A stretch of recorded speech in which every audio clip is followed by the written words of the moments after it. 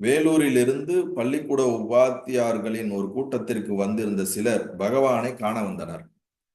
அவர்களுள் ஒருவர், திக்கு தெரியாததோர் காட்டினுடனே வழிதப்பி அலைபவனைப் போல் இருக்கிறேன், வழி காண்பித்து அருள வேண்டும் என்று பிரார்த்திக்கிறார்.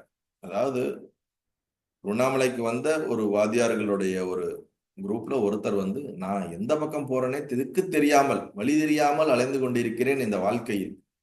எங்கு செல்கிறேன், ஏன் பிறந்தேன், எதற்கு வளர்கிறேன், எதற்கு நோக்கி போகிறேன், எனக்கு வழியே தெரியலையே, எனக்கு ஒரு வழி அருளுங்களே பகவானே அப்படின்னு சொல்றாரு. அதுக்கு பகவான் சொல்றாரு, காடும் மேடும் எல்லாம் மனக்கற்பனையே, கற்பனையற்று நினைப்பற்று இருக்க வேண்டும். திக்கு திசை இல்லாம அலைகிறேன்னா அது காட்ட குறிப்பது போல சொல்றாரு. இந்த உலகம் இது இருக்குது, சம்சாரம், வாழ்க்கை, இது எல்லாமே வந்து ஒரு மனதினால் பார்க்கப்படுகின்ற ஒரு தோற்ற காட்சிகள் தானே தவிர, கற்பனைகள் தானே தவிர இது நிஜம் அல்ல. அதனால கற்பனைகளை எல்லாம் விட்டு விட்டு நினைப்பற்று இரு. அழகா பாரதியார் ஒரு பாட்டுல வரும்ல, நிற்பதுவே நடப்பதுவே பரப்பதுவே நீங்கள் எல்லாம் வெறும் காட்சி பிழைதானோ, வெறும் தோற்றம் மயக்கங்களோ அப்படின்னு அழகா அந்த அவருடைய நிற்பது நடப்பதுவே அந்த பாட்டல்ல சூப்பரா சொல்றாரு. அவருடைய ஞானி. அதனாலதான் அந்த வார்த்தைகள் ரொம்ப தெளிவா போடுறார்.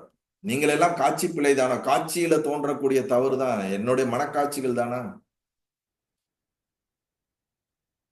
எல்லாம் தோற்ற மயக்கங்களோ அப்படிம்பாரு. ஒரு தோற்றத்துல ஏற்படக்கூடிய ஒரு மனதினால் காணப்படுகின்ற காட்சி மயக்கங்கள் தான் அது. இந்த ஞானமும் பொய்தானோ, இந்த உலகமும் பொய்தானே அப்படின்னு அழகா அந்த இதுல சொல்றது போல இங்க என்ன சொல்றாரு, காடும் மேடும் எல்லாம் மனக்கற்பனையே, கற்பனைகளை விட்டு நினைப்பற்று இரு, உன்னுடைய சொரூபத்திலே, சாட்சி சொரூபமான ஆத்ம சொரூபத்திலே நிலை பெற்று இருப்பாயாக அப்படிங்கிறாரு. நல்லது.